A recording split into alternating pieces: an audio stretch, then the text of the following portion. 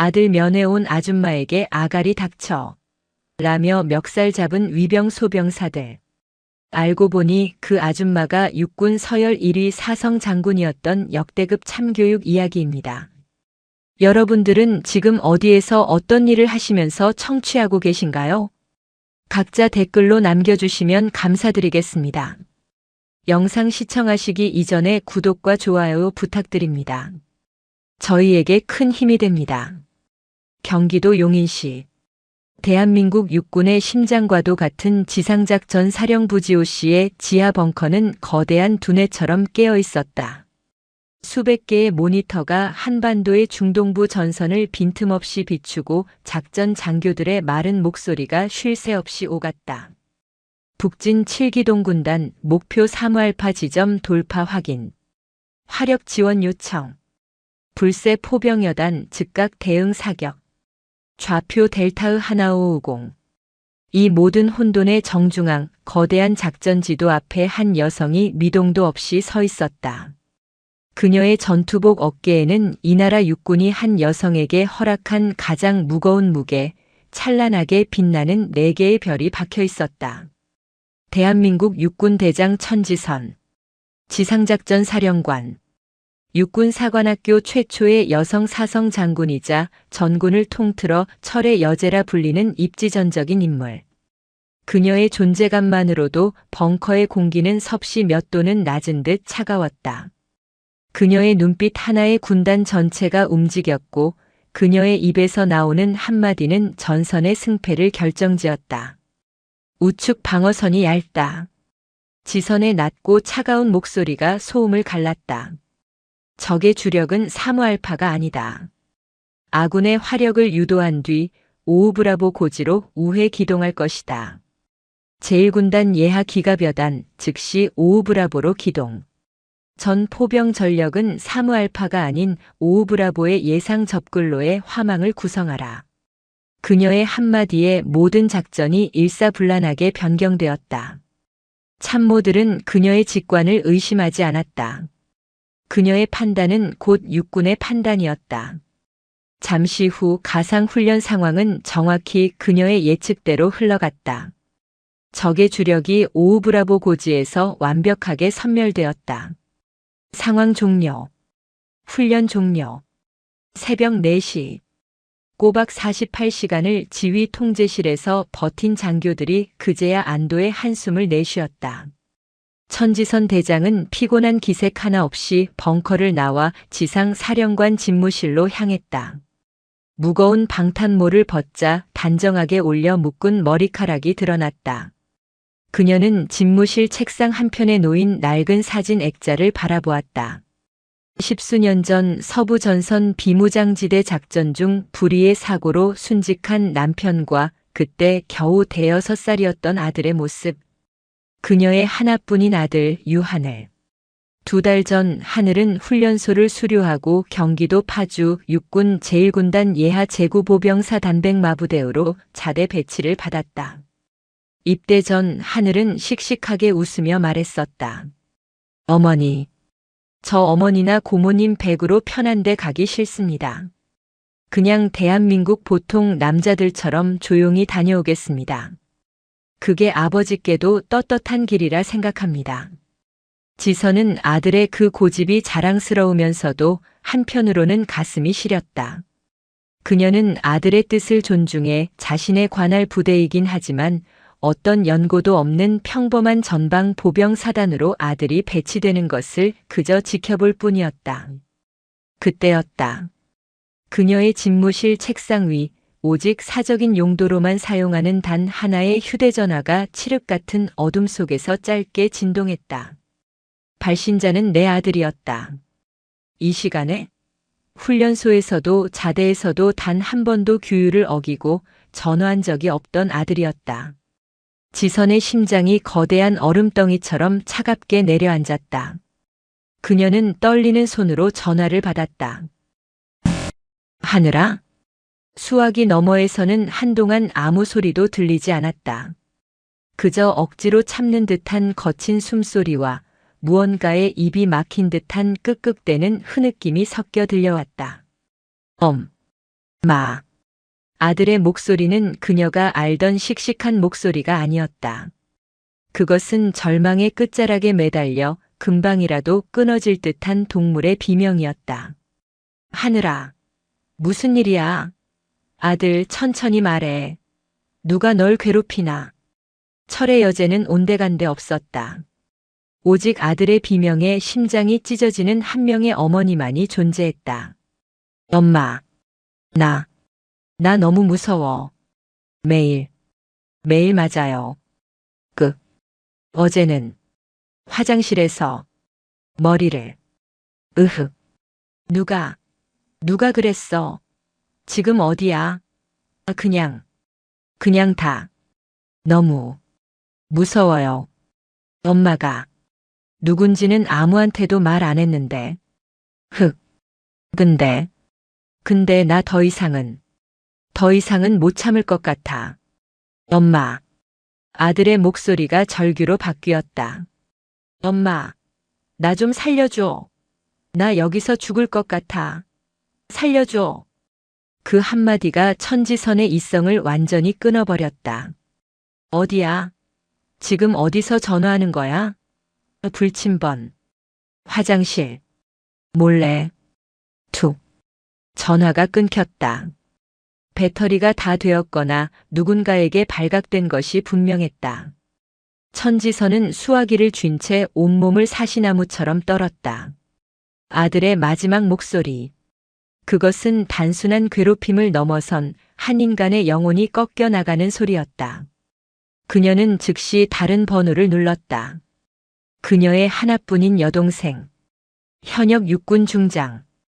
경기도 고양시에 위치한 대한민국 최정예 공격부대인 제1군단의 지휘관. 천지인 중장이었다. 언니, 이 시간에 웬일이야? 수화기 너머로 잠이 덜 깬 그러나 언제나처럼 날카로운 동생 천지인 중장의 목소리가 들려왔다. 천지인. 육사 최초의 여성 전투병과 장성이자 언니인 천지선과 함께 철의 자매로 불리는 군의 전설. 언니가 거대한 전략을 짜는 지휘관이라면 동생은 그 전략을 실행하는 최전선의 야전 지휘관이었다. 지인아, 나다. 천지선의 목소리는 방금 전 훈련을 지휘할 때보다 100배는 더 차갑고 살기 등등했다. 하늘이한테 전화 왔었다. 그 한마디에 천지인 중장의 잠이 확 달아났다. 조카 하늘은 그녀가 아들처럼 아끼는, 아니, 순직한 형부의 유일한 핏줄이자 언니의 모든 것이었다. 무슨 일인데? 설마 그놈의 백마부대에서 살려달라고 했다. 지금 가야겠다. 내 차로 파주로 갈 테니 너도 준비해. 사복 입고 나와. 천지인 중장은 더 묻지 않았다. 언니의 목소리에 담긴 절박함과 분노를 그녀는 알아들었다. 알겠어. 언니. 1군단 사령부 앞에서 합류하지. 내가 길 안내하겠어. 1시간 뒤 용인의 지상작전 사령부에서 출발한 검은색 세단 한 대가 고양시의 제1군단 광개토부대 사령부 정문 앞에 멈춰 섰다. 새벽의 차가운 공기 속으로 완벽한 사복 차림의 천지인 중장이 차에 올라탔다. 운전석에는 천지선 대장이 직접 앉아 있었다. 화장기 하나 없는 얼굴. 값비싸지만 눈에 띄지 않는 검은색 정장 차림. 밤새 한숨도 자지 못해 눈이 붉게 충혈되었지만 그 기세는 조금도 죽지 않았다. 언니, 구사단장한테 먼저 연락해야 하는 거 아니야? 조수석에 앉은 지인이 물었다. 구사단백마부대은 정확히 그녀 천지인 중장이 지휘하는 1군단의 직속 부대였다. 아니. 지선이 차를 출발시키며 단호하게 말했다. 사단장에게 연락하는 순간 그들은 준비를 할 거다. 지금 하늘이가 어떤 상태인지, 그 부대가 얼마나 썩었는지 내 눈으로 직접 봐야겠다. 지금 우리는 사성 장군, 삼성 장군이 아니야. 그냥 조카 면회 가는 고모랑 아들 면회 가는 엄마야. 그 말에 지인은 입을 다물었다. 차는 자유로를 따라 파주를 향해 미친 듯이 질주했다. 두 자매의 머릿속에는 십수년 전 그날의 기억이 선명하게 떠올랐다. 판문점 인근 비무장지대에서 작전 중 적의 도발로 남편을 잃었을 때 지선은 최전방 연대장이었다. 그녀는 남편의 시신 앞에서 울지 않았다. 그저 군복을 고쳐 입고 작전 상황실로 돌아갔다. 그녀가 흘리지 못한 눈물을 동생 지인이 대신 흘렸다. 그 후로 두 자매에게 남은 유일한 핏줄은 하늘이뿐이었다. 하늘이는 두 군인 엄마 밑에서 누구보다 씩씩하게 자랐다. 그리고 아버지를 따라 군인이 되겠다는 것을 지선은 극구 말렸다. 이 지옥 같은 군복을 자신 하나로 족하다고 생각했다. 그래서 하늘은 타협안으로 병사 복무를 택했다. 그것도 가장 평범하게. 언니. 파주 시내로 접어들자 지인이 입을 열었다. 만약 하늘이한테 무슨 일이 생겼으면 그 새끼들 내가 가만 안 둬.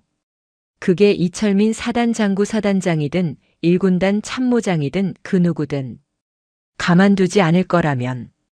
지선이 핸들을 쥔 손에 힘을 주며 말했다.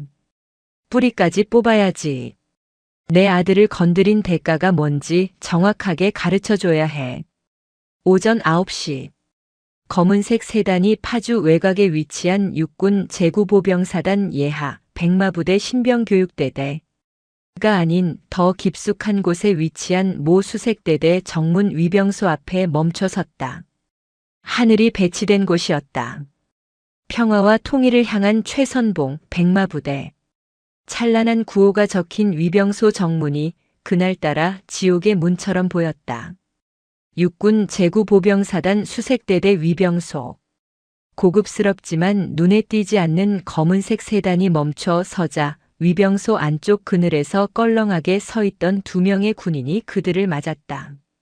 한 명은 어깨에 병장 계급장을 단 방탄모를 턱에 걸친 채 껌을 질겅질겅 씹고 있는 자였다. 그의 이름은 박만덕 병장이었다. 다른 한 명은 상병 계급장을 달고 있었지만 눈빛은 그보다 더 음흉해 보이는 고일침 상병이었다. 차에서 내린 두 여성을 보고 그들의 눈에 노골적인 경멸과 저열한 호기심이 동시에 스쳤다. 수고하십니다. 천지선 대장이 위병소 근무자에게 다가가 침착하게 말했다. 유하늘 이병 면회 신청합니다. 위병소 당직 사관인 중사는 보이지도 않았다. 사실상 위병소는 이 두 선임병이 장악하고 있었다. 박만덕 병장은 두 여성을 머리부터 발끝까지 훑어보았다. 값비싼 옷차림. 하지만 나이는 들어 보이는 두 아줌마. 그는 씹던 껌을 퇴 뱉어내며 비웃었다. 면회? 지금 면회 시간이 아닌데. 아줌마들. 그의 말투는 단아 까로 끝나는 군대 말투가 아닌 동네 양아치나 쓰는 시비조였다. 옆에 있던 고일침 상병이 낄낄거리며 거들었다. 아, 방 병장님. 모르십니까? 요즘 맘충들이 군대까지 쳐들어온다잖습니까? 아들 똥오줌 못 가릴까봐. 그저 쯧쯧. 아줌마. 동생 천지인 중장이 불같은 성격에 당장이라도 앞으로 나서려 했지만 언니 천지선이 그녀의 팔을 가만히 잡았다. 지선은 심호흡을 했다. 아직은 엄마였다. 당직 근무자. 지금 그쪽들의 태도는 매우 불손하군요. 소속과 이름을 밝히고 정식으로 유한을 입영 면회 절차를 밟아주시기 바랍니다. 불손? 푸아. 박만덕 병장은 어이가 없다는 듯 웃음을 터뜨렸다. 그는 평소에도 부대에 면회 오는 아들 친구의 엄마나 여동생들을 성희롱 섞인 눈으로 보는 쓰레기로 유명했다. 아줌마. 여기가 어디라고 와서 군기를 잡으려고 들어? 군대 구경 처음 해봐? 아줌마들 같은 사복 민간인, 특히 여자는 함부로 여기 들어올 수 있는 곳이 아니라고. 그가 한 걸음 다가서며 위협적으로 말했다. 당장 안 꺼져? 고일침 상병도 방탄모를 고쳤으며 음흉하게 웃었다. 야 아줌마들. 좋은 말로 할 때 가라. 우리가 지금 바쁘거든. 어디서 굴러먹던 아들 새끼 하나 때문에 부대 입구에서 소란 피우지 말고. 안 그래도 그 새끼 요즘 우리 부대 고문관인데. 고문관이라는 말에 천지선의 눈썹이 미세하게 떨렸다. 유하늘 이병. 잘 있습니까? 잘 있냐고. 아, 씨발. 진짜 말이 안 통하네. 박만덕 병장이 드디어 본색을 드러냈다. 아줌마. 댁들 아들이 여기서 꿀 빠는 줄 알아? 군대가 장난이야? 어디서 화장 떡칠하고 와서 군인한테 명령질이야. 확시. 그는 두 잠에 바로 앞까지 다가왔다. 저기. 차 비싼 거 보니까 돈 좀 있는 사모님들 같은데. 아들 군대 보냈다고 유세 떠는 거야? 아줌마 꺼져. 당장 안 꺼져? 니들 아들 새끼 유하늘이 맞지? 그 새끼 여기서 아주 좆되게 만들기 전에. 마지막 말. 니들 아들 새끼 여기서 아주 좆되게 만들기 전에. 그것은 단순한 모욕이 아니었다. 그것은 아들이 처한 상황이 사실임을 확인시켜주는 잔인한 통보였다. 천지인 중장의 눈이 뒤집혔다. 그녀는 언니의 팔을 뿌리치고 박만덕 병장의 멱살을 잡으려 했다. 이 개새끼가. 방금 뭐라고 했어? 뭐야, 이 미친년이. 박만덕이 지인의 손을 거칠게 쳐내며 그녀를 밀치려 했다. 그때였다. 그 손 안 치우나. 천지선 대장의 목소리. 그것은 지휘 통제실을 얼어붙게 했던 모든 감정이 제거된 절대 영도의 얼음과 같은 목소리였다. 박만덕 병장과 고일침 상병은 순간적으로 그 기백에 압도당했다. 뭐야, 이 아줌마는?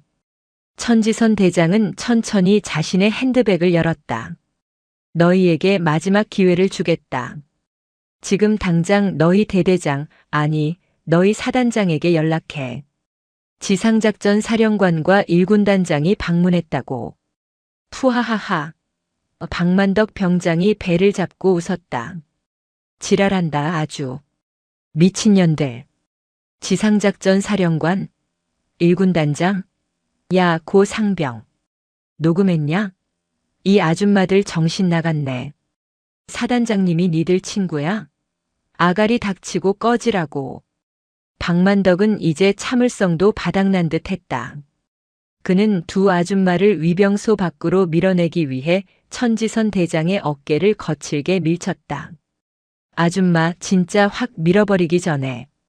그 순간 천지선 대장과 천지인 중장이 동시에 자신들의 지갑에서 신분증을 꺼내 그들의 눈앞에 펼쳐 보였다. 그것은 주민등록증이나 운전면허증이 아니었다. 짙은 녹색 바탕에 금빛 무궁화와 거대한 별이 대한민국 육군의 상징과 함께 위엄 있게 박힌 오직 장군에게만 주어지는 군인 신분증이었다. 박만덕 병장과 고일침 상병은 자신들의 눈앞에 펼쳐진 두 개의 신분증을 보고 순간 말문이 막혔다. 에이, 이게 뭡니까? 어디서 이런 걸 위조? 고일침 상병이 말을 더듬거리다 신분증 사진 속의 인물들과 눈앞의 두 여성이 정확히 일치하는 것을 보고 입을 다물었다. 읽어봐라. 천지인 중장이 얼음처럼 차가운 목소리로 말했다. 박만덕 병장은 떨리는 눈으로 첫 번째 신분증을 읽었다. 육군 대장 천지선 직책 지상작전 사령관. 그의 뇌가 정지했다. 대장. 별 4개. 자신이 속한 구사단 그 상급 부대인 1군단, 그 상급 부대인 지상작전 사령부의 최고 지휘관. 대한민국 전방의 모든 육군 부대를 호령하는 대통령을 제외하면 사실상 군의 정점에 서 있는 존재. 그녀가 지금 자기 눈앞에 아줌마 미친년의 모습으로 서 있었다. 그의 시선이 공포에 질려 옆에 신분증으로 옮겨갔다. 육군 중장 천지인 직책 제1군단장. 중장. 별 3개. 자신이 속한 구사단의 직속 상관. 고향 파주 일대의 모든 부대를 지휘하는 하늘과도 같은 존재. 박만덕 병장과 고일침 상병의 입이 뻐끔거렸다. 아무 소리도 나오지 않았다. 그들의 온몸이 사시나무처럼 떨리기 시작했다. 아줌마, 맘충, 미친년, 화장 떡칠, 아가리 닥쳐, 좆되게 만들어버린다. 그들이 내뱉었던 모든 단어가 수백만 개의 칼이 되어 그들의 목을 겨누고 있었다. 자네. 천지선 대장이 박만덕 병장을 불렀다. 이제 내 신원이 확인되었나? 네. 네. 대장님. 박만덕 병장은 그 자리에 무릎이라도 꿇을 기세였다. 저희는 정말 민간인인 줄 알고 몰랐습니다. 몰랐다고? 천지인 중장이 한 걸음 다가섰다. 그녀의 눈에는 살기가 가득했다. 몰랐으면 민간인 여성에게 미친년 아가리 닥쳐라고 욕을 해도 되나? 몰랐으면 꺼져라고 막말을 해도 되는 건가? 내 놈들이 입고 있는 그 군복이 그런 짓을 하라고 국가가 입혀준 줄 알아. 잘못했습니다. 대장님, 군단장님, 죽을 죄를 지었습니다. 방 병장과 고 상병이 그 자리에 무릎을 꿇고 머리를 아스팔트 바닥에 박기 시작했다. 시끄럽다. 천지선 대장이 그들을 무시하고 자신의 휴대전화를 꺼냈다. 그녀는 아까 전화를 걸었던 동생의 번호가 아닌 다른 번호를 눌렀다. 그녀는 지금 자신이 서 있는 이 땅의 주인을 호출했다. 나 지상작전 사령관이다. 그녀의 목소리는 모든 감정이 제거된 그저 서늘한 강철 그 자체였다. 자네 제구보병사단장 이철민 소장인가? 육군 제구보병사단장 이철민 소장. 그는 그날 오전 파주 사단 사령부의 집무실에서 주간 작전 회의를 주재하던 중이었다. 파주 일대의 민통 선민간인 통제구역 철책선 강화 사업과 관련하여 부관의 보고를 받으며 흡족한 미소를 짓고 있었다. 이 사업의 주관 업체는 그의 오랜 후원자가 운영하는 곳이었기 때문이다. 그때였다. 책상 위에 놓인 오직 지휘관들만 사용하는 붉은색 직통 전화기가 귀를 찢을 듯이 울렸다. 발신자는 지작사지오 씨였다. 이철민 소장의 미소가 순식간에 굳었다. 충성. 사단장 소장 이철민입니다. 수화기 너머에서는 아무런 서두도 인사도 없었다. 나 지상작전 사령관이다. 이철민 소장의 심장이 바닥으로 떨어졌다. 지상작전 사령관. 천지선 대장. 대한민국 전방의 모든 야전군을 지휘하는 현존하는 육군 서열 1위의 철의 여제. 그녀가 왜 자신에게 직접 전화를? 자네 제구보병사단장 이철민 소장인가? 예, 대장님. 충성. 이철민 소장입니다. 어쩐 일이십니까? 어쩐 일인지 궁금한가? 목소리는 얼음보다 차가웠다. 좋아. 지금 당장 자네 사단 수색대대 정문 위병소로 헌병대장 대동에서 튀어와. 5분 준다. 딸깍. 전화가 끊겼다. 이철민 소장의 뇌가 5초간 정지했다. 위병소. 수색대대 위병소. 에이. 이 무슨. 그는 그 자리에서 벌떡 일어났다. 무슨 일인지 알 수 없었다. 지상작전 사령관이, 그것도 천지선 대장이 사전 통보도 없이 일개 사단의 일선 대대 위병소로 사단장을 호출한 것이다. 이것은 평시에는 상상도 할 수 없는 전시 상황에 준하는 긴급 사태였다. 당장 헌병대장 불러. 그리고 지휘관 차량 대기시켜. 지금 당장. 수색대대 정문이다. 이철민 소장은 고함을 지르며 벙커를 뛰쳐나왔다. 그의 머릿속은 새하얗게 변했다. 훈련 사고. 아니, 그보다 더 큰일이다. 탈영? 아니면 적의 침투? 그는 지휘관 세단에 몸을 싣고 사이렌을 울리는 헌병대장의 차량과 함께 미친 듯이 정문 위병소를 향해 달렸다. 사단 사령부에서 수색대대 정문까지의 5분이 그에게는 50년처럼 느껴졌다. 기이그. 타이어 타는 냄새와 함께 별 2개가 박힌 검은색 지휘관 세단이 위병소 앞에 급정거했다. 이철민 소장은 차가 멈추기도 전에 문을 박차고 뛰쳐나왔다. 그리고 그는 보았다. 자신의 위병소 앞에 싸늘한 표정으로 서 있는 2명의 여성. 그리고 그들 앞에 머리를 아스팔트 바닥에 쳐박고 사시나무처럼 떨고 있는 자신의 부대원 박만덕 병장과 고일침 상병. 이철민 소장은 그 순간 모든 상황을 파악했다. 이것은 군사 상황이 아니었다. 이것은 그보다 1000배, 10,000배는 더 끔찍한 자신의 목을 날려버릴 기강 문제였다. 충. 그는 경례를 붙이려다 2 여성의 정체를 알아보고 그 자리에 얼어붙었다. 한 명은 낯선 여성이었지만 다른 한 명. 군단장님? 자신의 직속 상관인 제1군단장 천지인 중장이었다. 그녀가 왜 사복 차림으로 이곳에? 그의 시선이 옆의 여성에게로 향했다. 천지인 군단장보다 반보 앞에 서 있는 여성. 그 압도적인 기백. 그리고 동생과 기묘하게 닮은 날카로운 눈매. 설마.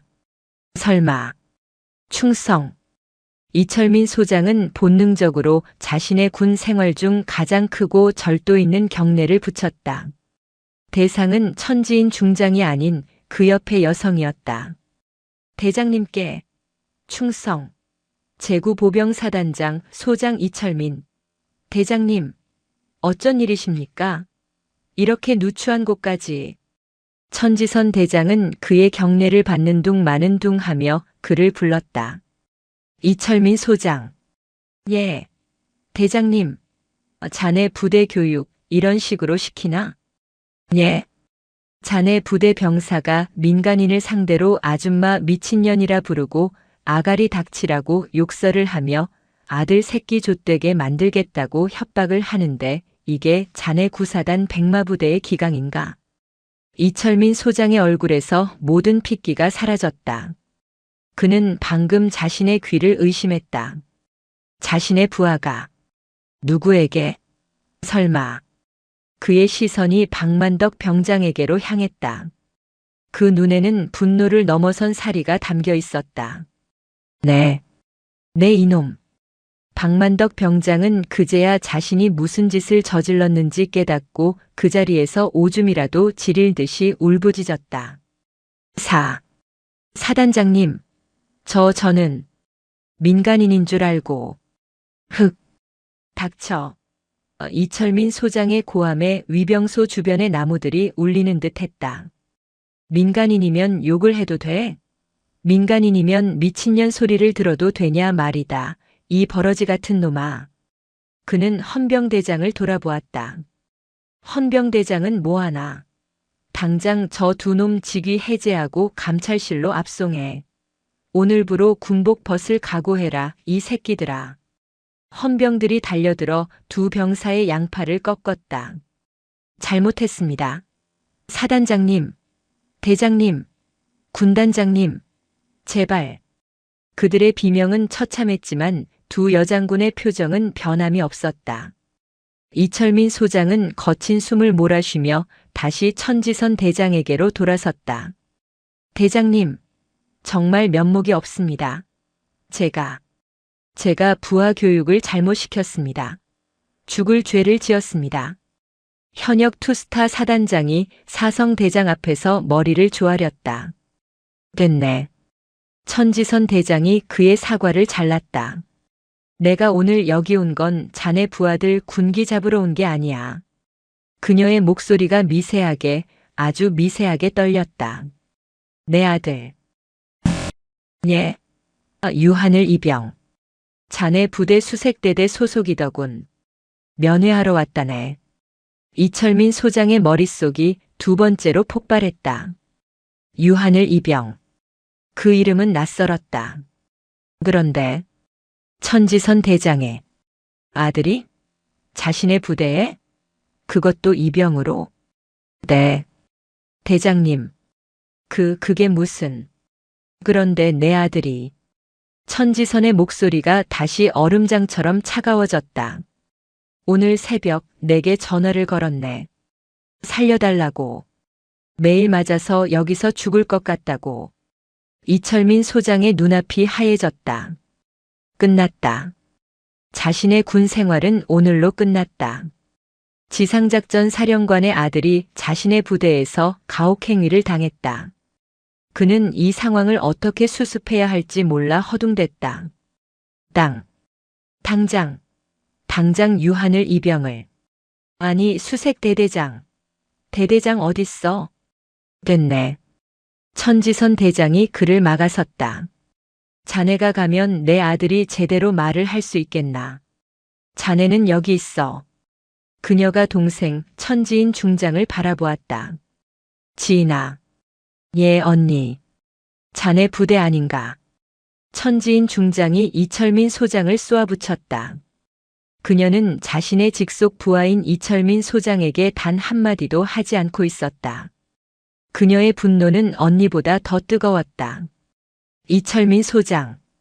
헌병대장 제외하고 자네 사단 참모 전원, 지금 즉시 이 위병소 앞으로 집합시키게.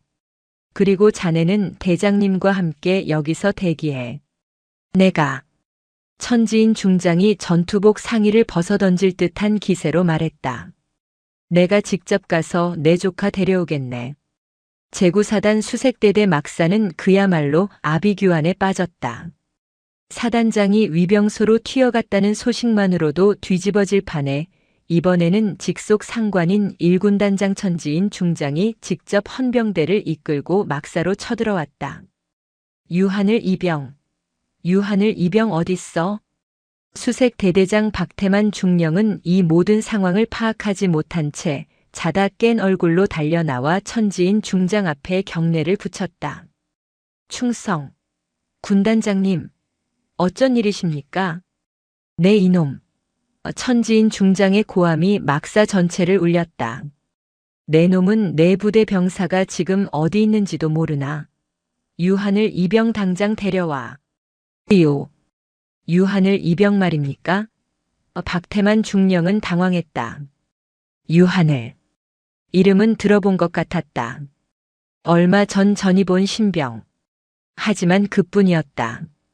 찾아. 당장 막사 전체를 뒤져서 찾아. 병사들이 공포에 질려 흩어졌다. 생활관을 뒤지고 화장실을 뒤지고 식당을 뒤졌다. 하지만 유한을 이병은 어디에도 보이지 않았다. 보고.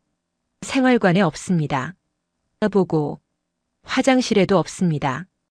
천지인 중장의 얼굴이 새하얗게 질려갔다. 설마. 언니의 그 불길한 예감대로. 이 새끼들이. 설마. 아이를. 그녀는 박태만 중령의 멱살을 잡았다. 마지막으로 묻는다. 유한을. 어딨어? 내 놈들 그 아이에게 무슨 짓을 한 거야? 군단장님. 저 정말 모릅니다. 그냥 평범한 신병이었습니다. 평범한 신병? 천지인 중장이 그를 밀쳐냈다. 그 평범한 신병의 어머니가 누군지 아나? 지상작전 사령관이시다. 이 개새끼야. 박태만 중령의 눈이 뒤집혔다. 지상작전 사령관? 천지선 대장? 그의 머릿속에 한 달 전 사단장 이철민 소장이 슬쩍 흘렸던 말이 스쳐 지나갔다. 박중령. 이번에 가는 신병 중에 유하늘이라고 있어. 특별한 애는 아닌데 그냥. 관심 두지 마. 알았지? 그냥 없는 애처럼 둬. 그게 자네나 나나 편한 길이야. 그때는 그 말이 무슨 뜻인지 몰랐다. 그저 관심병사라서 알아서 처리하라는 뜻인 줄 알았다. 그런데 그가 천지선 대장의 아들이라고. 에이, 이럴 수가. 박태만 중령은 자신의 군 생활이 끝났음을 직감했다. 찾아. 부대 뒤편 창고, 보일러실, 전부 다 뒤져. 천지인 중장이 울부짖었다. 그리고 잠시 후 한 헌병의 다급한 목소리가 들려왔다. 찾았습니다. 군단장님. 여기 있습니다. 천지인 중장은 심장이 멎는 것 같았다. 그녀는 소리가 들린 곳 막사 뒤편의 낡은 체육기구 창고로 달려갔다. 문이 열리자 역한 곰팡이 냄새와 함께 한 이등병이 그곳에 쓰러져 있었다. 아니, 쓰러져 있다기보다 짐승처럼 웅크리고 있었다. 전투복은 흙먼지와 구정물로 더러워져 있었고 방탄모 밑으로 드러난 얼굴은 사람의 얼굴이 아니었다. 뺨은 푹 꺼져 해골처럼 보일 지경이었고 입술은 터져 피딱지가 앉아 있었다. 한쪽 눈은 시퍼렇게 멍들어 제대로 뜨지도 못했다.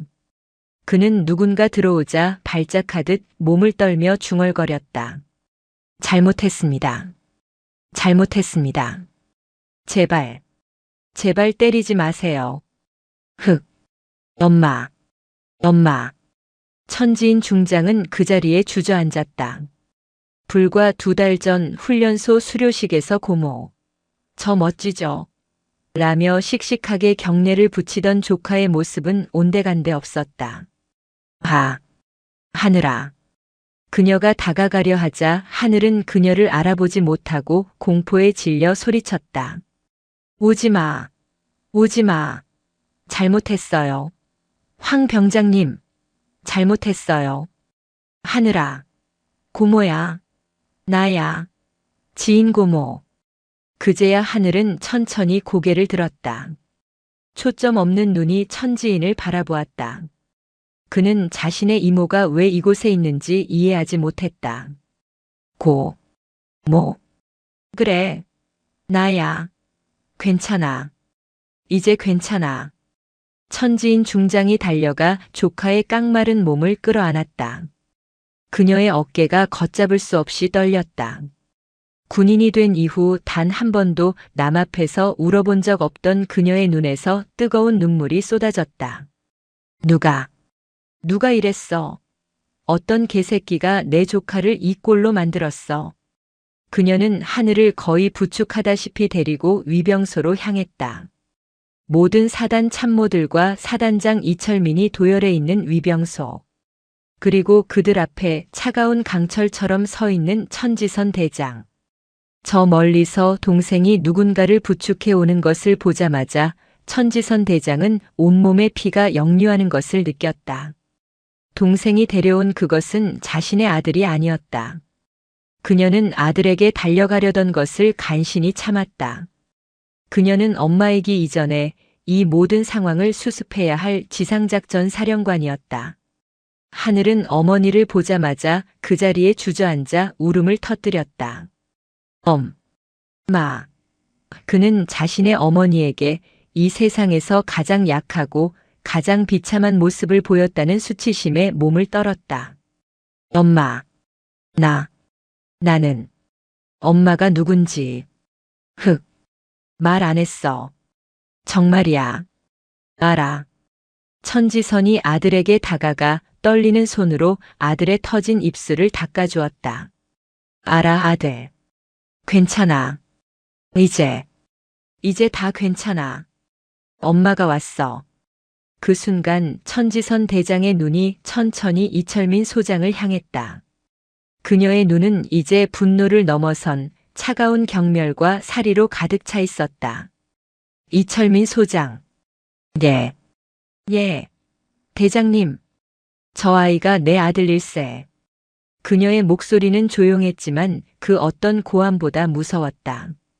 자네 사단에 온 지 2달 됐어. 그런데 저 꼴이야. 내 아들이. 지금 저 꼴이라고. 어떤지 자네 눈에는 보이나? 죄송합니다. 대장님, 죽을 죄를 지었습니다. 제가 몰랐습니다. 몰랐다고? 천지선이 실소를 터뜨렸다. 자네 사단 사령부 집무실로 안내해. 그리고 그녀의 목소리가 지옥의 사령관처럼 울려 퍼졌다. 자네 부대 수색대대 오늘부로 전 병력 이동 중지. 막사 전체를 폐쇄한다. 그리고 유한을 이병의 입에서 황 병장이라는 이름이 나왔더군. 그 황 병장이라는 놈 그리고 그놈의 패거리들 그리고 이 사태를 묵인한 대대장과 중대장, 간부들. 모조리. 단 한 놈도 빼놓지 말고 내 눈앞으로 끌고 와. 제구사단장 집무실은 순식간에 지상작전 사령부와 제1군단의 합동신문소로 변했다. 이철민 소장은 자신의 집무실임에도 불구하고 마치 죄인처럼 벽 쪽에 굳어서서 감히 앉을 생각도 하지 못했다. 아들 유하늘은 따뜻한 물로 몸을 닦고 군의관의 응급 처치를 받은 뒤 어머니와 고모 앞에 앉았다. 두 장군은 전투복을 입고 있지 않았지만 그들에게서 뿜어져 나오는 위압감은 사단장실의 공기를 짓눌렀다. 하늘아. 천지선 대장이 아들의 손을 잡았다. 이제 괜찮아. 말해보렴. 무슨 일이 있었는지. 그 황 병장이라는 자가 누구인지. 유하늘은 한참을 망설였다. 그 이름은 공포의 주문과도 같았다. 황금철. 병장입니다. 황금철 병장. 수색대대의 실세. 아무도 건드리지 못하는 왕. 그자가 제가 전이 본 첫날부터 저를 찍었습니다. 이유가 뭐지? 제 신상 명세서를 봤습니다. 가족관계란에 아버지는 순직으로 되어 있고 어머니는 공무원으로 되어 있었습니다.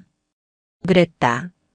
천지선은 아들이 평범하게 복무하길 바라서 자신의 직업란에 군인이나 장군이 아닌 그저 공무원이라고 적어냈던 것이다.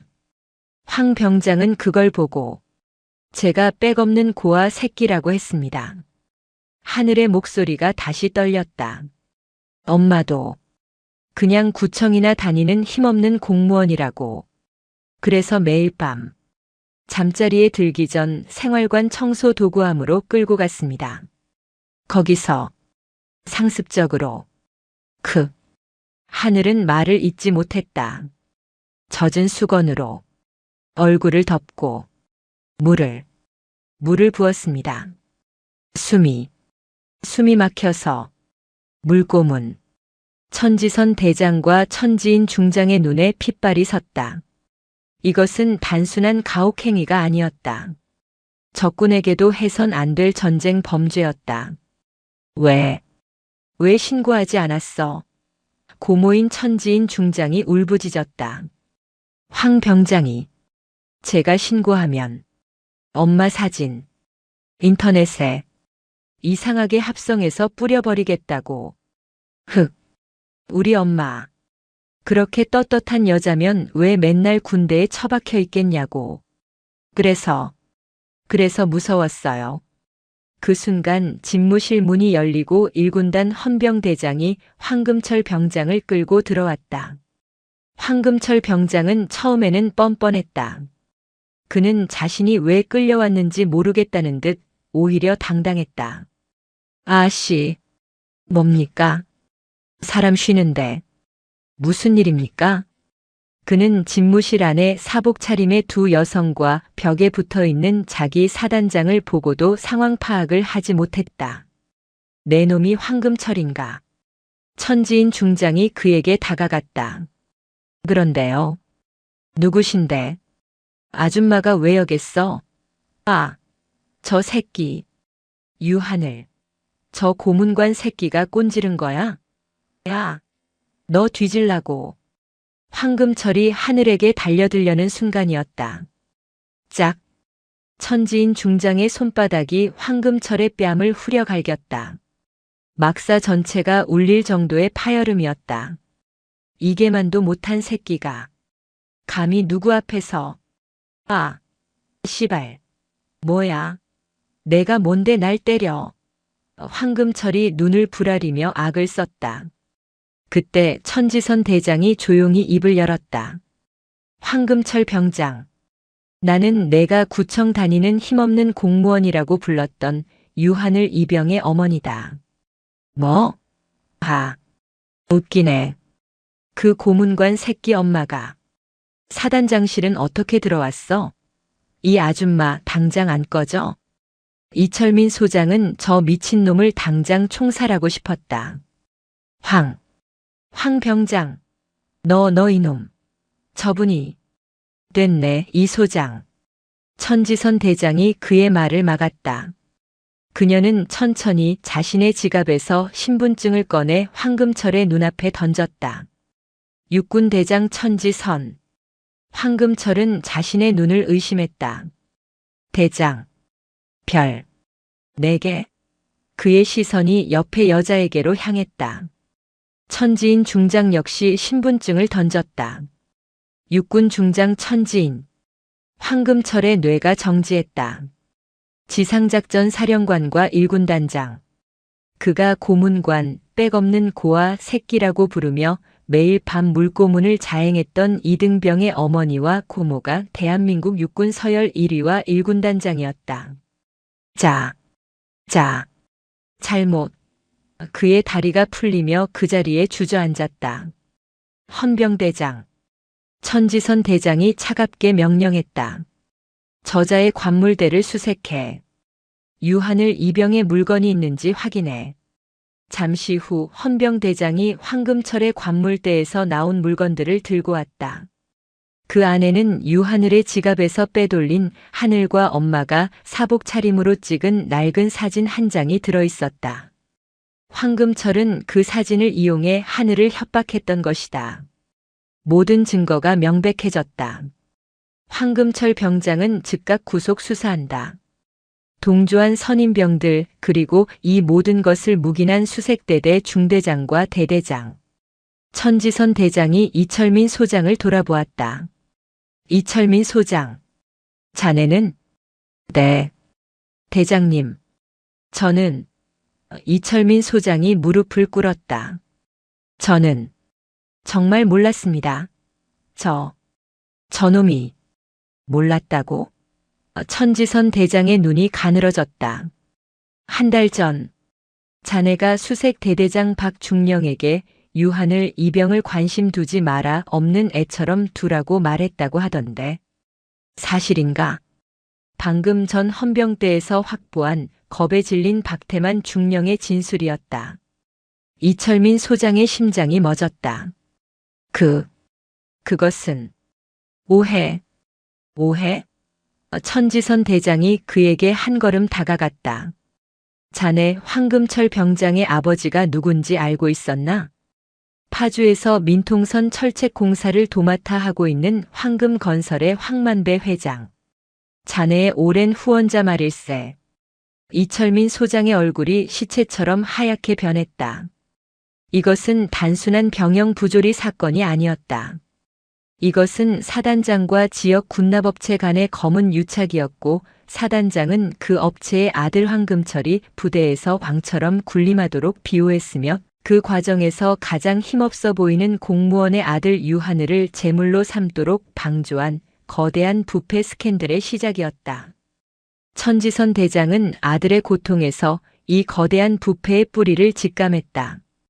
그녀가 위병소에서 당했던 모욕은 단순한 일탈이 아니었다.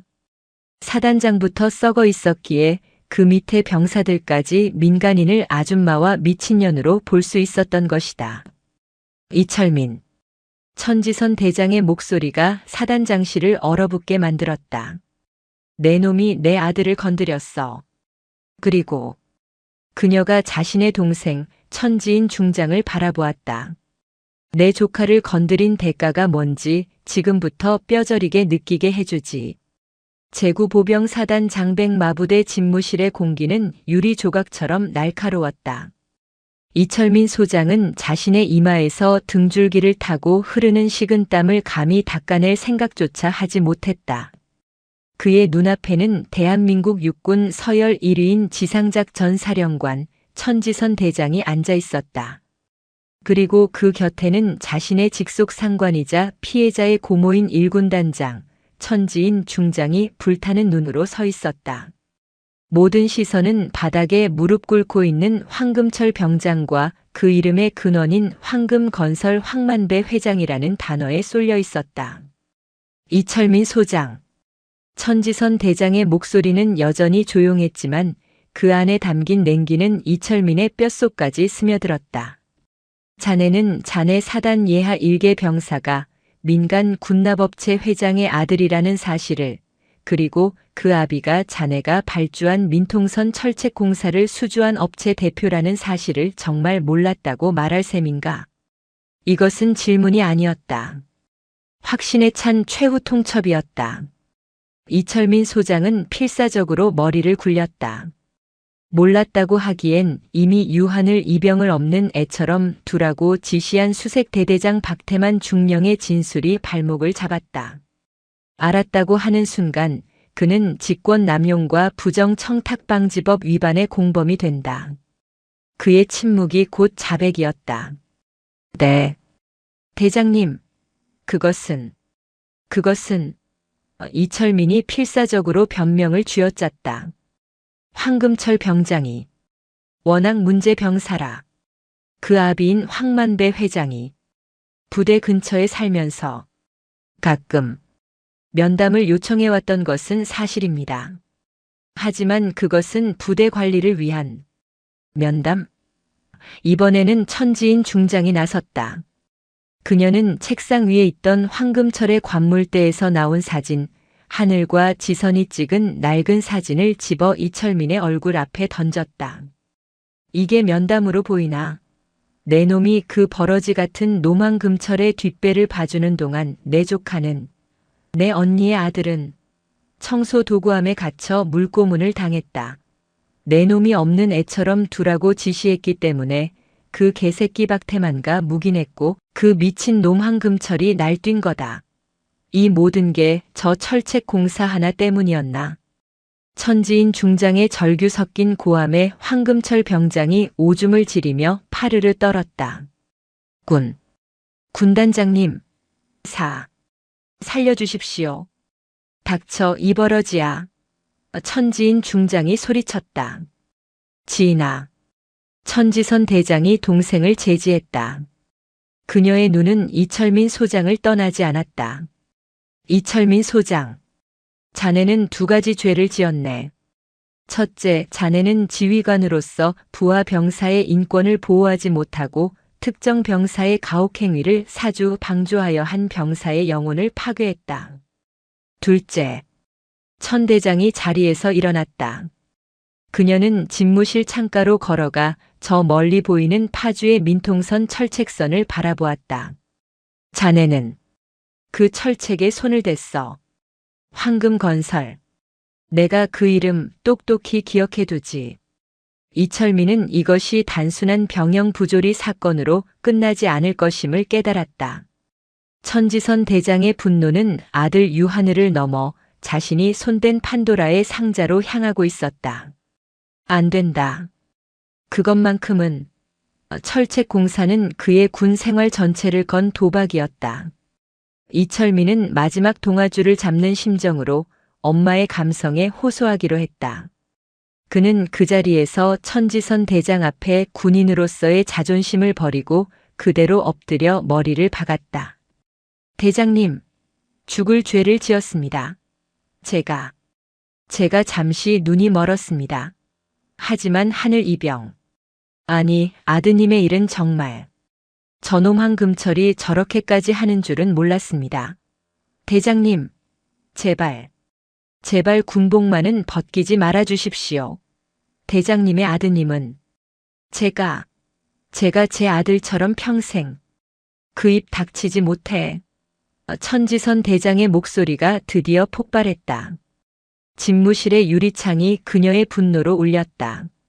내 놈이 감히 그 더러운 입으로 내 아들을 팔아 목숨을 구걸하려 들어. 내 놈이 없는 애처럼 두라고 했던 바로 그 아들을. 천지선은 다시 얼음처럼 차가운 표정으로 돌아왔다. 그녀는 자신의 휴대전화를 들고 1군단 헌병대장이 아닌 용인에 있는 자신의 직속 부하에게 전화를 걸었다. 나다. 지상작전 사령부 감찰실장 류진석 대령인가. 그녀의 목소리는 이미 이철민을 사형수처럼 취급하고 있었다. 그래. 류 대령. 자네가 독사라고 불리는 이유를 지금부터 증명해봐. 자네 감찰실 정예 요원 전원 이끌고 지금 당장 파주 제구보병사단 사령부로 튀어와. 1시간 준다. 이철민 소장의 얼굴이 잿빛으로 변했다. 지작사 감찰실장 독사 류진석 대령. 그는 군단 장급이라도 비리가 포착되면 물어뜯어 군복을 벗겨버리는 천지선 대장의 가장 날카로운 칼이었다. 도착 즉시 제구사단 사령부의 모든 행정망을 차단한다. 특히 민간 계약 및 공사 관리에 관련된 모든 서류, 원본과 사본을 확보해. 특히 황금 건설과 관련된 서류는 종이 한 장 남기지 말고 챙겨. 예, 대장님. 그리고 이철민 소장. 천지선이 전화를 끊고 그를 돌아보았다. 자네는 지금 이 시간부로 제구보병사단장으로서의 모든 지휘 권한을 정지당한다. 대장님. 1군단장. 예, 언니. 아니, 군단장. 천지선이 공적인 말투로 정정했다. 천지인 중장. 자네가 1군단장으로서 직속 부하인 이철민 소장의 직무를 정지시키고 감찰이 끝날 때까지 사단 사령부 내 영내 거주 숙소에 연금 조치하게. 헌병 2명을 문 앞에 세우고 외부와의 모든 통신을 차단해. 알겠습니다, 대장님. 천지인 중장이 즉각 헌병들에게 명령했다. 잠깐. 대장님. 이렇게는. 이철민은 헌병들에게 양팔이 붙들려 끌려나가며 절규했다. 하지만 그의 눈은 천지선 대장을 향하지 않았다. 그의 눈은 방금 전 군의관과 함께 의무대로 이동 조치된 유하늘 이병이 사라진 복도를 향해 있었다. 유하늘. 저놈이 무언가를 더 알고 있을지도 몰라. 천지선 대장은 그 찰나의 눈빛을 놓치지 않았다. 이철민은 아들을 걱정하는 것이 아니었다. 아들이 무엇을 보았는지를 두려워하고 있었다. 그녀는 동생 천지인 중장에게 나직하게 말했다. 지인아, 하늘이 의무대에 그냥 두면 안 되겠어. 이철민의 똥개들이 무슨 짓을 할지 몰라. 1군단 직할 헌병 특수임무대 SGT를 보내. 의무대 병실 하나를 통째로 봉쇄하고 내 사람들로만 지키게 해. 의료진도 내가 확인한 사람만 들여보내. 알겠어, 언니. 내 조카는 내가 지켜. 아니. 천지선이 아들이 사라진 복도를 바라보며 말했다. 저 아이는 이제 단순한 피해자가 아니야. 저 거대한 부패의 몸통을 잡을 유일한 미끼이자 증인이야. 그녀는 엄마의 눈물을 삼키고 다시 철의 여제로 돌아왔다. 이제부터는 단순한 복수가 아니었다. 이것은 지상작전 사령관과 대한민국 최전방 사단을 통째로 좀먹은 부패한 이성 장군 간의 치열한 전쟁이었다. 파주 제구보병사단은 그날 오후 사실상 지상작전 사령부와 제1군단에 의해 점령당했다. 1시간 만에 헬기로 날아온 지작사 감찰실장 독사 류진석 대령과 그의 팀은 사단 사령부의 모든 서버를 동결시키고 회계장부 공사계약 서류가 보관된 문서고를 통째로 봉인했다. 이철민 소장은 자신의 사단장 집무실 바로 옆 영내 숙소에 사실상 감금되었다. 모든 통신 수단이 차단된 채 그는 창밖으로 류진석 대령의 감찰팀이 제 집처럼 사령부를 헤집고 다니는 것을 보며 치를 떨어야 했다. 천지선. 이 독한 여자. 그는 자신이 너무 안일했음을 깨달았다. 그는 천지선을 그저 아들 문제에 눈이 먼 어미 정도로 얕보았다. 위병소에서 벌어진 모욕에 분노에 달려온 엄마라고 생각했다.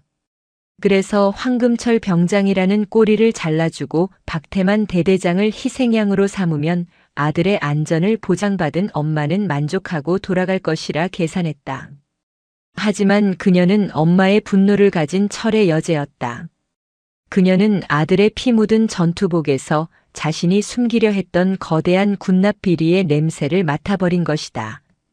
황금건설. 황만배. 이철민은 초조해졌다. 황금철이 구속된 것은 어쩔 수 없었다. 하지만 황만배 회장과의 연결고리가 드러나는 것은 차원이 다른 문제였다. 민통선 철책 공사는 단순한 공사가 아니었다. 그것은 그의 불안은 정확했다. 같은 시각 류진석 대령은 사단장실을 임시 지휘소로 삼고 압수한 황금 건설 관련 계약서를 검토하고 있었다. 대령님, 이상합니다. 한 감찰 장교가 보고했다. 서류상으로는 완벽합니다. 자재 납품 확인서, 검수 보고서, 시험 성적서까지 흠잡을 데가 없습니다. 이철민 소장이 이렇게 허술하게 당할 리가. 허술하지 않으니까 독사가 온 거겠지.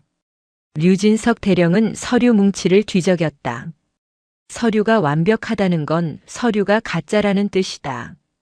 진짜 증거는 서류가 아니라 현장에 있어. 지금 당장 감찰팀 절반을 차출해. 민통선으로 간다. 황금건설이 최근 공사를 마쳤다는 사무감마 구역 철책. 직접 잘라볼 테다. 예.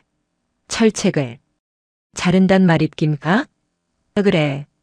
지상작전 사령관님의 특별 지시다. 뿌리까지 뽑으라고 하셨다. 뿌리가 땅속에 있으니 우리도 땅을 파야지. 류진석 대령의 팀이 현장으로 떠난 사이 사단 의무대의 분위기는 살얼음판이었다. 유하늘 이병은 1인실 특실에 격리 보호 조치되었다. 하지만 그를 지키는 것은 구사단 헌병이 아닌 고모 천지인 중장이 급파한 1군단 헌병 특임대 SGT 대원들이었다. 그들은 방탄 헬멧과 완전 무장을 갖춘 채 병실 앞을 철통같이 지켰다. 유하늘은 링거를 맞으며 잠들어 있었다. 하지만 깊은 잠이 아니었다. 그는 계속해서 악몽에 시달렸다.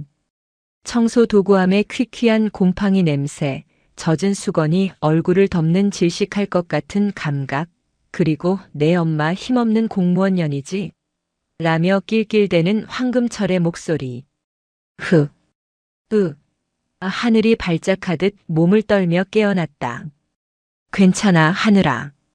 그의 곁을 지키고 있던 것은 고모 천지인 중장이었다. 그녀는 조카가 깨어날 때까지 한숨도 자지 않고 그의 손을 잡고 있었다. 괜찮아. 이제 아무도 너 못 건드려. 그 개새끼들. 황금철, 박만덕, 고일침. 전부 군 교도소에 쳐넣었어. 엄마는요? 하늘이 가장 먼저 물었다. 엄마는 괜찮아요? 천지인 중장은 조카의 머리를 쓰다듬었다. 내 엄마. 지금 내 엄마가 아니라 지상작전 사령관으로 일하고 계신다. 내가 당한 고통의 뿌리를 뽑으려고. 뿌리요? 그래. 하늘아. 지인의 눈이 날카로워졌다. 혹시 황금철 병장이 너를 괴롭힐 때 그냥 때리기만 한 게 아니라 다른 무언가를 시키거나 말한 적은 없었니? 예를 들면 자기 아버지가 누군지 혹은 이철민 사단장과 무슨 관계인지. 하늘은 고통스러운 기억을 더듬었다. 그냥 늘 자기가 왕이라고. 자기 아버지가 이 부대 사단장이랑 형님, 동생 하는 사이라고. 그래서 자기는 군대가 아니라 휴가 온 거라고. 또 다른 건? 하늘의 눈이 커졌다. 잊고 있던 기억, 아니, 잊고 싶었던 기억이 떠올랐다. 한 달 전쯤, 밤에, 저를 불렀습니다. 밤에? 네. 황 병장이. 저보고 너 씨발 엄마가 공무원이라 서류 같은 거 잘 보지. 라면서 저를 부대 밖으로 데리고 나간 적이 몇 번 있습니다. 천지인 중장의 심장이 내려앉았다. 부대 밖을? 어떻게? 위병소는 그냥 나갔습니다. 위병소 근무자들이 황 병장을 보더니 경례를 하고 문을 열어줬습니다. 박만덕 병장. 그 사람도 있었습니다. 위병소 근무자들과의 유착. 박만덕과 고일침은 단순한 모욕죄가 아니었다. 거대 범죄의 문지기 역할을 한 공범이었다. 그래서 어딜 갔지? 부대 근처에 황금건설이라고 쓰인 컨테이너 사무실이었습니다. 황 병장이 저보고 거기서 어떤 파란색 서류 봉투를 받아오라고 시켰습니다. 저는 그게 뭔지도 모르고 그냥 시키는 대로 그 봉투는 어떻게 했어? 황 병장에게 줬습니다. 그리고 황 병장은 그 봉투를 들고 밤늦게 사단장실이 있는 본관으로 갔습니다. 다음 날 아침에 황 병장이 저한테 어제 그거 우리 아빠가 사단장님한테 드리는 용돈 봉투다 씨발. 너 이거 어디 가서 말하면 내 엄마부터 죽여버린다라고. 흑. 모든 조각이 맞춰졌다. 유하늘 이병은 단순한 가혹행위 피해자가 아니었다. 그는 사단장과 군납업체 간의 뇌물 전달 현장을 목격한 유일한 증인이었다. 이철민이 그토록 유하늘을 없는 애처럼 두라고 한 이유. 그것은 비호가 아니었다. 공무원 엄마를 둔 힘없고 만만한 신병.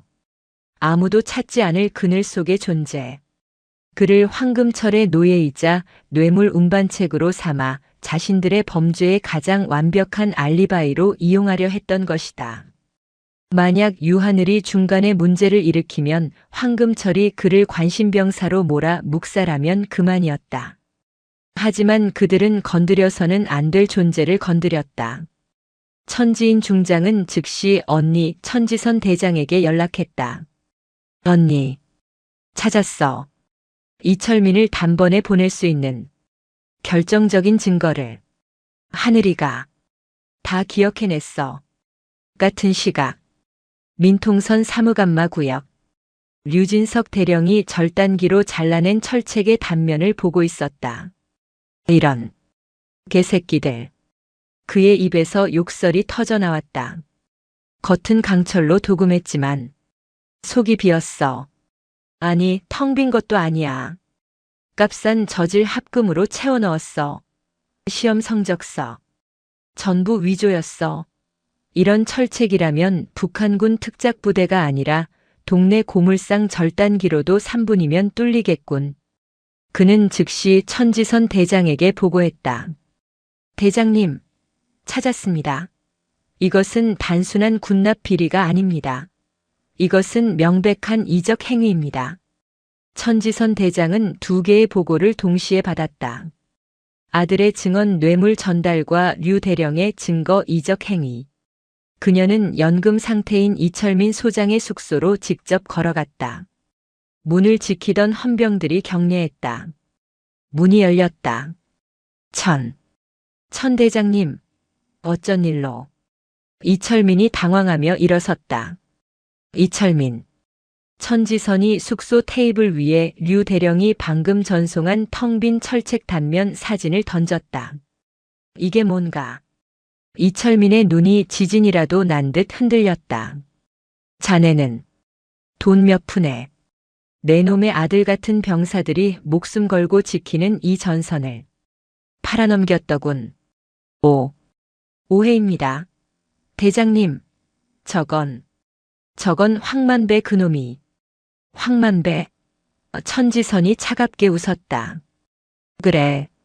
그 황만배가 한 달 전 밤늦게 자네 방으로 용돈 봉투를 들고 오는 것을 내 아들 유하늘 이병이 직접 목격했다더군.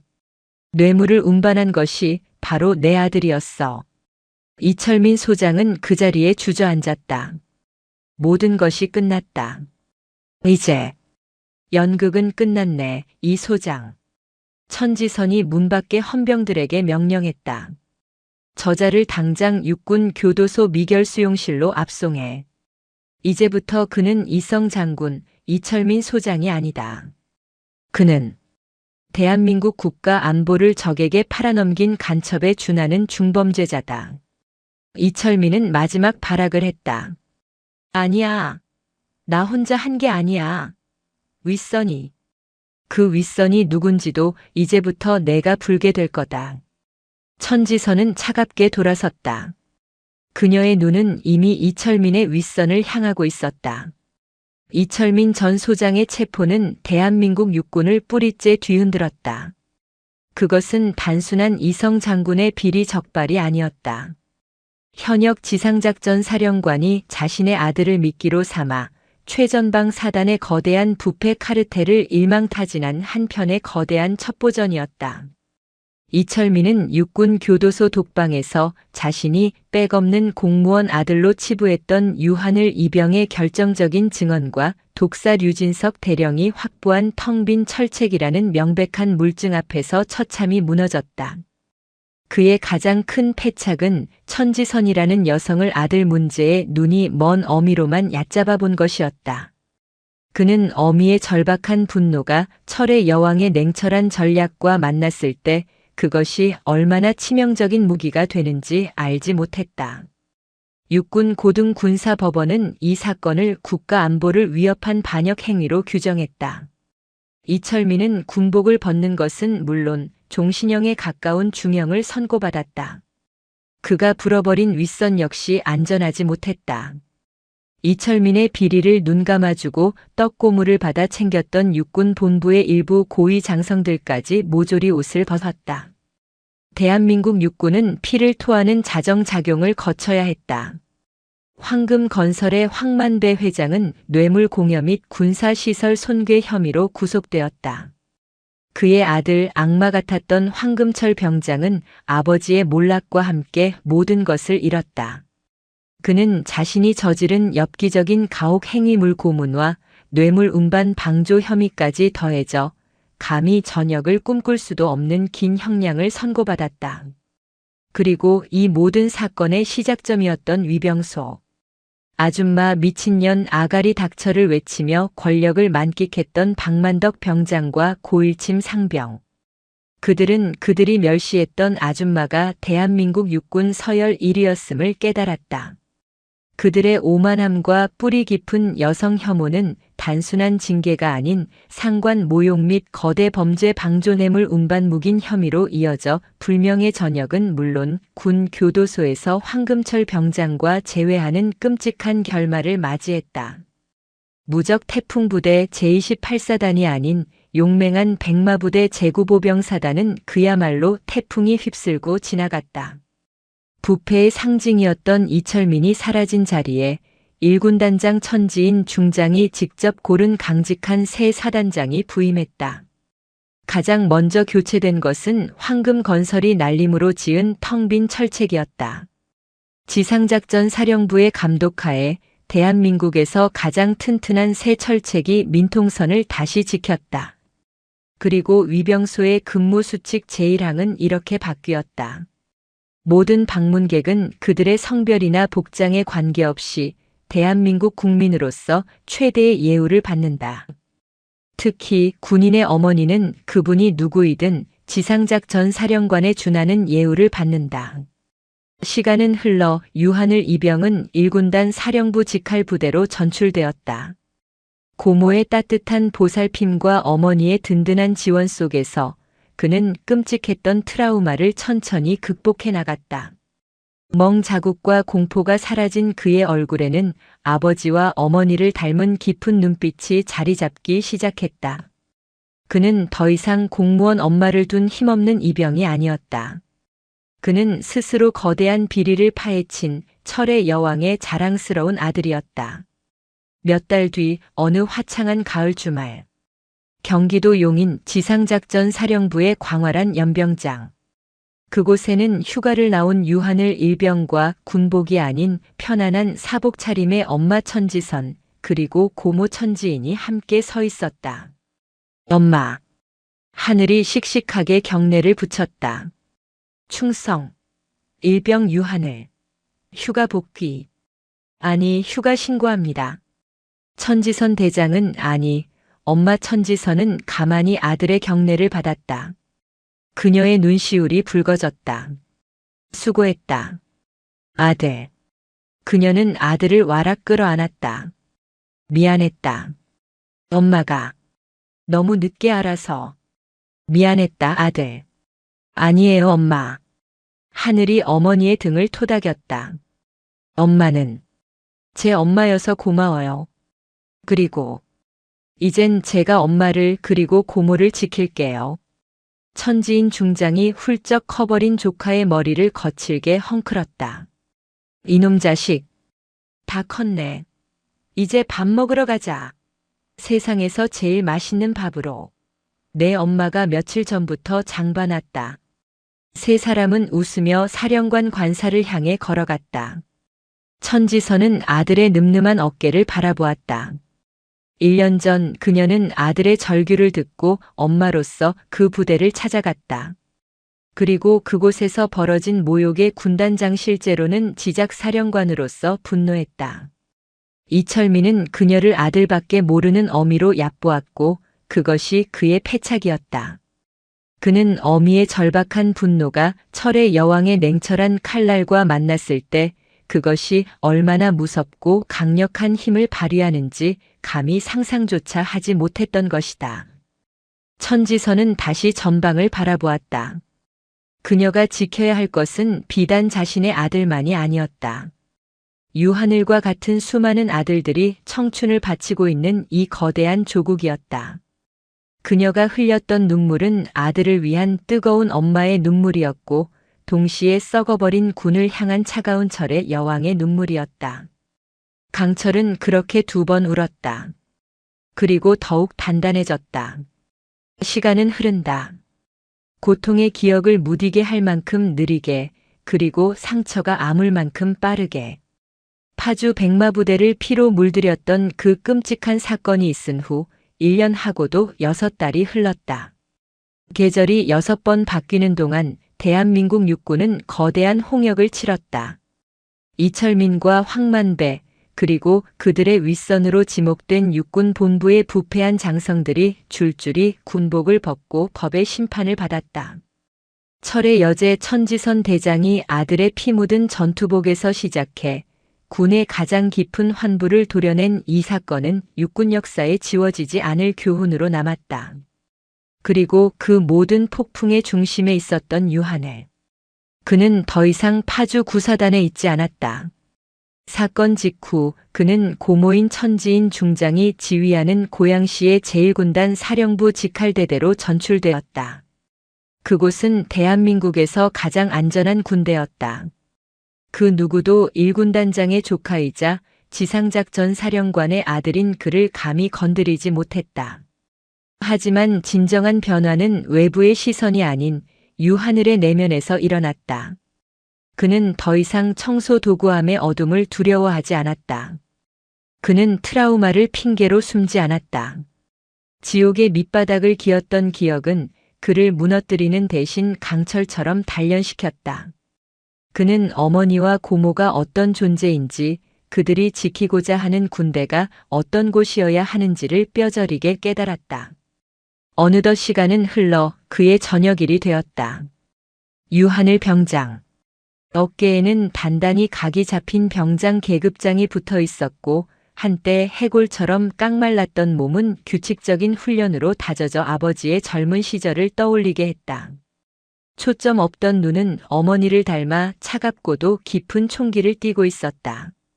그는 1군단 직할대대에서 가장 존경받는 선임 병사가 되어 있었다. 유 병장님, 드디어 가시는 겁니까? 저녁일 아침 생활관에서 마지막 군장을 꾸리는 그에게 갓 전입 온 신병이 다가와 눈물을 글썽였다. 병장님 안 계시면 이제 누가 저희. 유하늘이 신병의 어깨를 툭 쳤다. 뭘 울어 이 녀석아. 내가 너한테 뭘 가르쳤지? 부조리는 참는 게 미덕이 아니라 뿌리 뽑는 게 의무라고 했다. 내가 만약 나중에 선임이 되어서 내 후임에게 내가 당했던 부당한 일을 똑같이 저지른다면 그건 피해자가 아니라 그냥 또 한 명의 가해자가 되는 거다. 알겠나? 예, 알겠습니다. 그리고 유하늘이 씩 웃었다. 누가 괴롭히거든 참지 말고 찔러. 그게 안 되면 그냥 내 고모가 삼성 장군이라고 말해. 예. 병장님 그게 무슨. 농담이다가 임마. 그는 마지막으로 관물대를 정리했다. 그리고 그 안쪽 가장 깊숙한 곳에서 낡고 빛바랜 사진 한 장을 꺼냈다. 황금철이 빼앗아 협박의 도구로 썼던 사복 차림의 어머니와 함께 찍은 사진이었다. 한때는 가장 큰 약점이었던 그 사진은 이제 그에게 가장 강력한 부적이 되어 있었다. 그는 사진을 말끔하게 다려진 저녁복 주머니 깊숙이 넣었다. 그는 부대원들의 박수를 받으며 위병소를 통과했다. 1군단 사령부의 거대한 문을 나서자 눈부신 가을 햇살이 쏟아졌다. 그는 더 이상 군인이 아니었다. 위병소 앞에는 그날처럼 검은색 세단이 서 있지 않았다. 대신 아주 평범한 흰색 승용차 한 대가 조용히 서 있었다. 운전석에서 내린 것은 철의 여제 천지선 대장이 아니었다. 화장기 없는 얼굴에 편안한 스웨터를 입은 엄마 천지선이었다. 조수석에서는 날카로운 1군단장 천지인 중장이 아닌 멋진 가죽 재킷을 입은 고모 천지인이 내렸다. 신고합니다. 유하늘은 그 자리에 멈춰 서서 자신의 군 생활 중 가장 크고 가장 늠름한 목소리로 마지막 경례를 붙였다. 병장 유하늘. 금일부로 명을 받아 전역을 신고합니다. 이에 신고합니다. 천지선은 말없이 아들의 경례를 받았다. 그녀의 눈시울이 붉어졌다. 지난 2년에 가까운 시간 동안 아들이 겪었을 고통, 그리고 그것을 이겨낸 대견함이 파도처럼 밀려왔다. 수고했다. 아들. 그녀가 경례를 받으며 화답했다. 고생했다, 우리 조카. 고모 천지인이 달려와 훌쩍 커버린 조카의 머리를 거칠게 헝클었다. 이야, 이놈 이거. 완전 남자가 다 됐네. 가자. 내 엄마가 어제부터 갈비 재워놨다. 세상에서 제일 맛있는 밥 먹으러 가자. 네. 좋습니다. 하늘이 환하게 웃으며 차의 뒷좌석에 올라탔다. 차는 부드럽게 고양시를 빠져나와 자유로에 올라탔다. 용인 집으로 가는 길이었다. 학교 복학은 바로 할 거니? 고모가 물었다. 네. 다음 학기에 바로 복학해야죠. 할 게 많습니다. 그래. 잘 생각했다. 군대에서 썩긴 아까운 머리지. 천지인이 웃었다. 그런데 운전대를 잡고 있던 천지선이 조용히 입을 열었다. 하늘아. 내 어머니. 집에 가기 전에 들를 곳이 한 군데 있다. 들를 곳이요? 어디? 하늘은 고개를 갸웃했다. 하지만 차는 자유로를 빠져나와 익숙하면서도 끔찍한 그곳, 파주로 향하고 있었다. 하늘의 심장이 미세하게 떨리기 시작했다. 어머니. 설마. 그래. 천지선이 백미러로 아들의 눈을 바라보았다. 시작했던 곳에서 제대로 끝내야지. 내가 그 문을 당당하게 걸어 나오는 것을 엄마가 봐야겠다. 차는 파주 외곽을 달려 그날의 끔찍한 기억이 서린 곳. 육군 제구보병사단 수색대대 정문 위병소 앞에 멈춰 섰다. 모든 것이 변해 있었다. 황금 건설이 날림으로 지었던 낡은 위병소는 완전히 철거되고 단단한 화강암으로 만든 신식 위병소가 서 있었다. 백마부대라고 쓰인 간판은 먼지 하나 없이 반짝였다. 그리고 그 앞을 지키고 있는 2명의 병사. 방탄모와 군장은 그날의 박만덕, 고일침과 같았지만 그들의 자세와 눈빛은 완전히 달랐다. 그들은 껄렁하게 서 있지 않았다. 한치의 오차도 없는 부동자세로 전방을 경계하고 있었다. 평범한 흰색 승용차가 위병소 앞에 멈추자 2 병사 중 선임으로 보이는 상병이 즉각 수신호를 보내며 절도 있는 걸음으로 다가왔다. 충성, 정지, 방문 목적을 말씀해 주십시오. 그의 목소리는 낭낭했고 말투는 한치의 흐트러짐 없이 정중했다. 차에서 천지선과 천지인 그리고 저녁복 차림의 유하늘이 내렸다. 유하늘은 아스팔트 바닥을 내려다보았다. 이곳이었다. 박만덕이 껌을 뱉고 고일침이 음흉하게 웃던 곳. 아줌마 미친년이라는 모욕이 쏟아졌던 그의 자존심이 산산조각 났던 바로 그 자리였다. 그는 자신도 모르게 주먹을 꽉 쥐었다. 위병소 상병은 사복 차림의 두 여성과 저녁복 차림의 남자를 보고 잠시 의아해했지만 즉각 규정대로 응대했다. 실례지만 이곳은 군사보호구역입니다. 면회객이 아니시라면.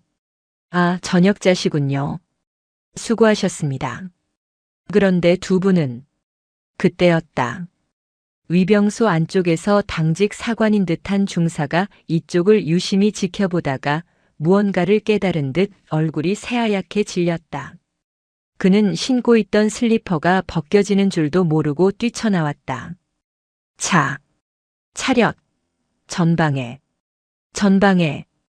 그는 두 여성을 향해 목이 터져라 고함을 질렀다.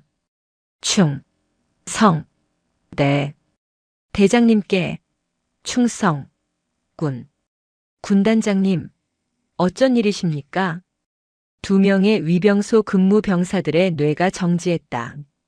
대장님, 지상작전 사령관, 군단장, 그들의 눈앞에 서 있는 편안한 스웨터 차림의 아줌마와 가죽 재킷을 입은 아줌마가 그들은 이 부대의 전설처럼 내려오는 그 사건의 주인공들임을 깨달았다.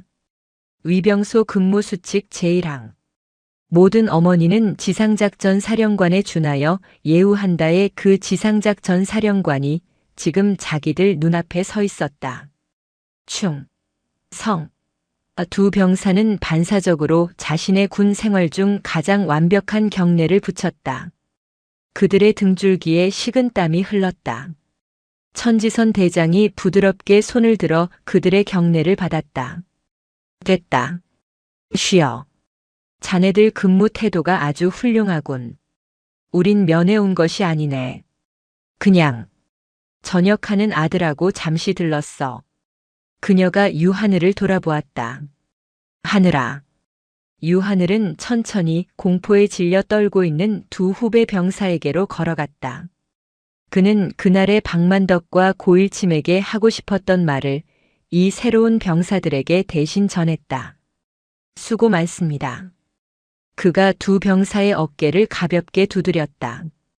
이 자리가 얼마나 중요한 자리인지 여러분은 알 겁니다. 절대 이곳을 찾는 그 누구도 특히 아들의 안부가 걱정되어 찾아오는 어머니들을 함부로 대해서는 안 됩니다. 그분들은 여러분이 상상할 수 없는 힘을 가진 분들입니다. 예, 명심하겠습니다. 두 병사가 각 잡힌 목소리로 대답했다. 유하늘은 그제야 환하게 웃었다. 그는 위병소를 통과해 한때 자신이 갇혀 지냈던 저주받은 막사 쪽을 바라보았다. 그리고 다시 돌아서서 햇빛 속으로 걸어 나왔다. 그의 영혼을 짓누르던 마지막 트라우마가 가을바람에 먼지처럼 흩어지는 순간이었다. 다시 차에 올라탄 세 사람. 차는 완벽하게 복구된 철책선, 그리고 그날의 모욕이 깨끗이 지워진 위병소를 뒤로하고 자유로에 올라탔다. 차 안은 한동안 조용했다. 깊은 평화가 세 사람을 감쌌다. 그래서 하늘아. 조수석의 고모 천지인이 백미러로 조카를 보며 물었다. 진짜 계획이 뭐야? 학교 돌아가서 뭐 할 건데? 설마 아버지 따라서 아니면 이 고모 따라서 군인 할 생각은 다시 생긴 거 아니지? 유하늘은 창밖을 바라보며 잠시 생각에 잠겼다. 그는 아버지처럼 명예롭게 순직한 군인도 어머니나 고모처럼 전군을 호령하는 장군도 될 수 없을 것이다. 하지만 그는 그들보다 더 깊은 곳에서 대한민국을 보았다. 아니요, 고모. 군대는 저랑 안 맞아요. 그가 웃었다. 저는 다른 방식으로 이 나라를 지키고 싶어요. 다른 방식? 네. 저는 법을 공부할 겁니다. 하늘의 눈이 빛났다. 황금철이나 황만배 그리고 이철민 같은 사람들이 다시는 힘없는 사람들을 짓밟지 못하도록 법의 이름으로 그 부패의 뿌리를 뽑는 사람이 될 겁니다. 어머니와 고모가 총과 칼로 전방을 지키신다면 저는 법전으로 후방을 지키겠습니다. 운전대를 잡고 있던 천지선의 손이 미세하게 떨렸다. 그녀는 차마 아들을 돌아보지 못했다. 그녀의 눈시울이 다시 붉어졌다. 그날 새벽 아들의 절규를 듣고 흘렸던 엄마의 뜨거운 눈물. 그리고 지금 늠름하게 성장해 자신만의 길을 선언하는 아들을 보며 흘리는 어머니의 자랑스러운 눈물. 강철은 그렇게 2번 울었다. 한 번은 절망으로 그리고 한 번은 희망으로.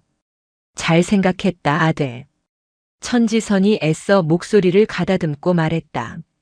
내가 어떤 길을 가든 엄마와 고모가 내가 지키려는 그 세상의 가장 든든한 방패가 되어줄게. 차는 용인을 향해 따뜻한 가을 햇살 속을 달리고 있었다. 철의 여왕과 철의 군단장, 그리고 그들의 자랑스러운 아들. 세 사람의 진짜 이야기는 이제 막 시작되고 있었다. 영상이 유익하셨다면 구독과 좋아요, 댓글까지 부탁드리겠습니다.